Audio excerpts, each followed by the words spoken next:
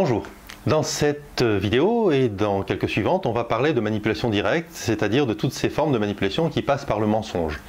Et ce qui est toujours impressionnant, c'est de voir à quel point les formes les plus simples de mensonge sont terriblement efficaces. On pense bien sûr à la promesse électorale, que tout le monde critique mais qu'on finit par suivre, mais les campagnes électorales sont de plus en plus le théâtre de fake news, et même si aux États-Unis, quelqu'un comme Donald Trump s'en est fait une sorte de spécialité, on n'est pas à l'abri ici en France. Souvenez-vous, pendant les élections présidentielles de 2017, ce bruit qui avait couru sur l'homosexualité supposée d'Emmanuel Macron.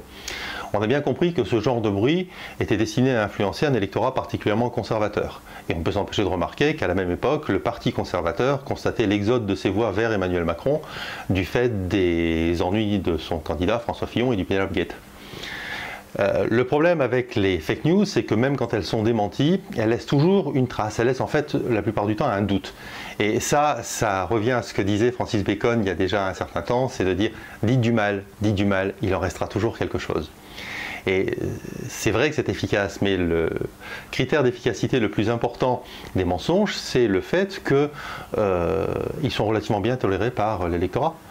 Que finalement, même une fois qu'ils sont avérés, les mensonges n'affectent pas vraiment la cote de popularité des menteurs.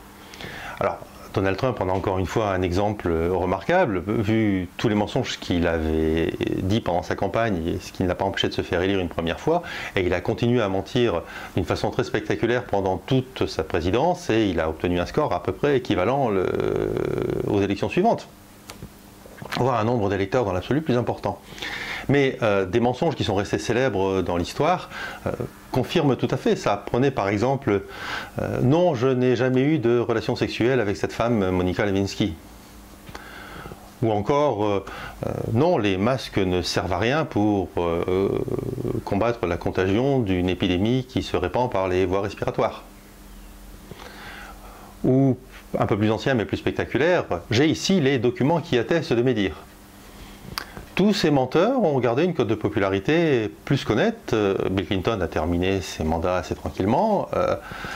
Édouard Philippe a quitté quelque temps après ce mensonge son poste de Premier ministre avec une cote de popularité exceptionnellement élevée pour un ministre en exercice. Quant à Christiane Taubira, un an et demi après ses déclarations, elle quitte d'une façon spectaculaire le gouvernement qui l'a amenée à ce poste. Et d'un seul coup, elle est de ce fait promue comme une espèce d'icône d'intégrité parce qu'elle quitte un gouvernement qui lui est devenu très impopulaire.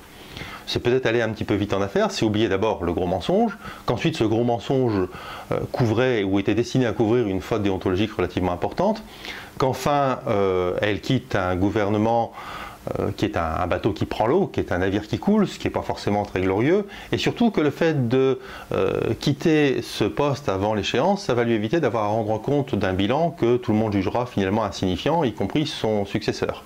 On attend toujours le fameux plan de réforme de la justice qu'elle nous avait promis, tout de même de savoir à quoi il aurait pu ressembler. Enfin bref, Christiane Taubira, de toute façon, elle a un passé. C'est quelqu'un qui est arrivé en politique en étant présidente et créatrice d'ailleurs d'un mouvement indépendantiste guyanais et qui s'est présentée à la présidence de la République tout en étant présidente de ce mouvement indépendantiste de cette même République. Question éthique, il y a quand même des questions à se poser. Enfin, c'est quelqu'un qui est arrivé en politique nationale derrière Édouard Balladur et Nicolas Sarkozy. On sait que l'aventure n'a pas très bien tourné, donc elle a changé de camp, elle est partie derrière une autre étoile montante qui était Bernard Tapie. Ça ne s'est pas terminé de façon exceptionnelle non plus, donc elle a à nouveau changé de camp et elle est passée chez un certain Arnaud Montebourg et cette fois-là, ça a payé. C'est pas la première politicienne à faire tout l'échiquier politique. Mitterrand n'avait pas fait mieux, hein, quelque part. Mais tout ça ne condamne pas particulièrement Christiane Taubira par rapport à un nombre de ses pairs, mais de là à en faire une icône d'intégrité, ou encore l'incarnation d'un renouveau en politique, ou enfin comme le claironné Yann Moix ou Claude Barthelome, la nouvelle Simone Veil, ou la nouvelle Badinter. Bon, il y a peut-être quelque part besoin de raison garder. On peut se poser la question de savoir pourquoi d'ailleurs un tel engouement. Pourquoi on se laisse séduire par une illusion alors qu'il y a des faits concrets quelque part qui démentent cette illusion. Pourquoi, comme disait Francis Cabrel, en période d'incertitude, on est prêt à se jeter sur le premier Jésus-Christ qui passe malgré les évidences qu'il y a à côté. En fait, c'est quelque chose qui est connu des communicants et des manipulateurs, qui est un biais cognitif qu'on appelle le biais de confirmation.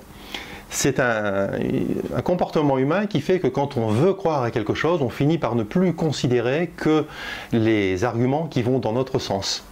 Et on accorde plus d'importance aux arguments qui vont contredire ce à quoi on a envie de croire. Et c'est ça qui devient important. Alors, ces biais cognitifs sont très importants en communication et en manipulation, et on va les développer dans la vidéo suivante. Merci de m'avoir écouté, à bientôt.